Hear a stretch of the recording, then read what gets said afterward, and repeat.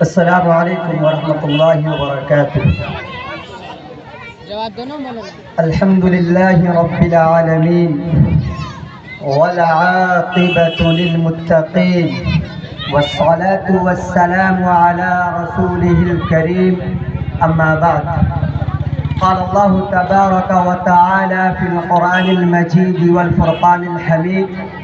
أعوذ بالله من الشيطان الرجيم، بسم الله الرحمن الرحيم۔ يريدون ليطفئوا نور الله بأفواههم والله متم نوره ولو كره الكافرون۔ صدق الله العظيم۔ معزز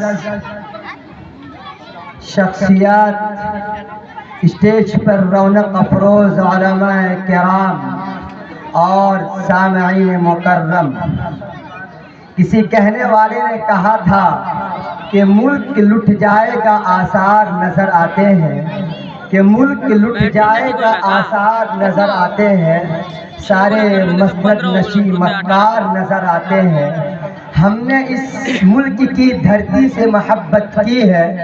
ہم نے اس ملک کی دھرتی سے محبت کی ہے، پھر بھی اندھوں کو ہم غدار نظر آتے ہیں۔ اور اسی طرح کسی اور کہنے والے نے کہا کہ جھوٹی سیاستوں کا اداکار کون ہے، کہ جھوٹی سیاستوں کا اداکار کون ہے، مارا ہے جس نے گاندھی کو وہ غدار کون ہے، ہو کر شہید دیش میں عبدالحمید نے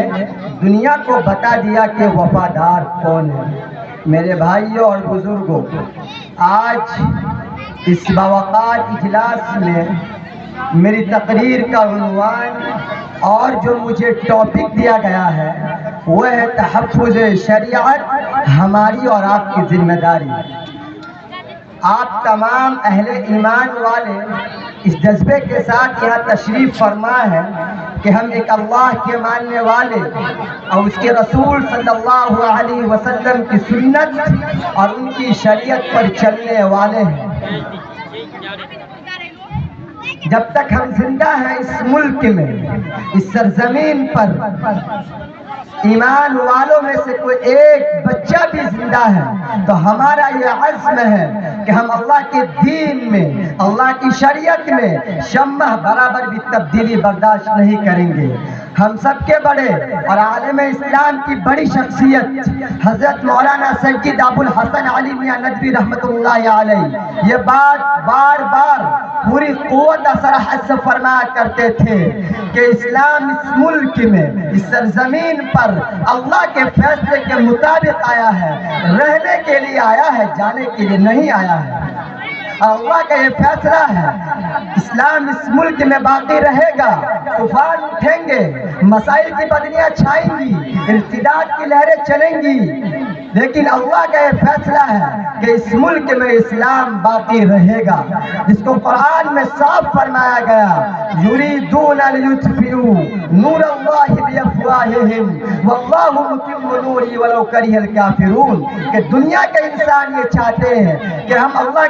اللہ کے نور ایمانی کو اپنے منہ کے پھونک سے بجھا دے، ان کے نور ایمانی کے چراغ کو گل کر دے، لیکن وہ یاد رکھیں اللہ نے کیا فرمایا: واللہ متم نورہ ولو کرہ الکافرون، کہ اللہ اپنے نور ایمانی کو مکمل کر کے رہے گا، چاہے کافر و مشرکین کے تئیں کتنے ہی ناگوار کیوں نہ گزرے۔ میرے بھائیوں، یاد رکھنا چاہیے آج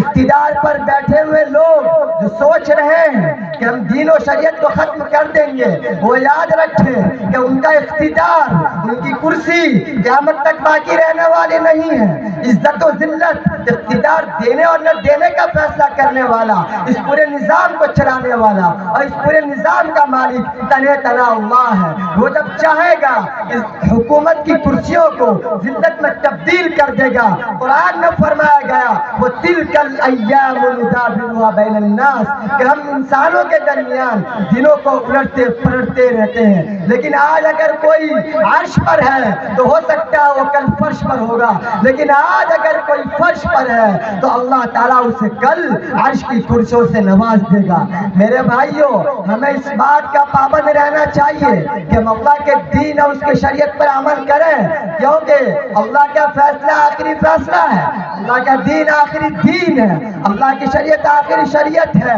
اس لیے کہ قرآن میں فرمایا وَمَا كَانَ لِمُؤْمِنٍ وَلَا مُؤْمِنَةٍ إِذَا قَضَى اللَّهُ وَرَسُولُهُ أَمْرًا أَن يَكُونَ لَهُمُ الْخِيَرَةُ مِنْ أَمْرِهِمْ کہ کسی مسلمان مرد اور عورت کے لیے اس بات کی گنجائش نہیں ہے کہ وہ اللہ کے فیصلے کے بعد کوئی اور فیصلہ کرے، اللہ کے نبی کے بعد کوئی اور فیصلہ کرے۔ اس کا قانون کبھی نہیں بدلے گا، اللہ کا نظام عادلانہ نظام ہے، لا تبدیل لکلمات اللہ، اللہ کا نظام نہیں بدلے گا۔ اور آگے فرمایا لا مبدل لکلماتی، اس روئے زمین پر، اس آسمان کے نیچے، اس زمین کے اوپر اللہ کے قانون کو بدلنے والا کوئی مائکہ لال آج تک دنیا میں پیدا نہیں ہوا۔ میرے بھائیوں کچھ لوگ تو ایسے ہیں جو اقتدار پر بیٹھ کر وہ سوچ رہے ہیں کہ ہم جو چاہیں گے وہ کریں گے، تو وہ سن لیں اور اچھی طریقے سے سمجھ لیں کہ ان کا اقتدار قیامت تک باقی رہنے والا نہیں ہے، اور وہ جو چاہیں گے وہ کریں گے۔ وہ سن لیں اگر وہ اسی راستے پر آگے بڑھتے رہیں، پھر اللہ کا قانون و قدرت غالب آ کر رہے گا۔ اللہ نے جو ان کے لیے رسی ڈھیلی چھوڑی ہے اسے واپس کھینچ لے گا، اور جو لوگ اقتدار کی کرسیوں پر بیٹھے ہیں وہ سوچ رہے ہیں کہ ہم مسلمانوں کو ڈرا دیں گے، دھمکا دیں گے، ان کے دل میں ڈر پیدا کر دیں گے، وہ سن لیں کہ یہ ایسی قوم ہے جو ڈرنے والی ہے، جو دبنے والی ہے۔ یہ وہ قوم ہے جو ایمان کی آدھی سوکھی روٹی کھا کر محتاجی کی زندگی گزار لیں گے، اور لیکن اپنے ایمانی کا اپنے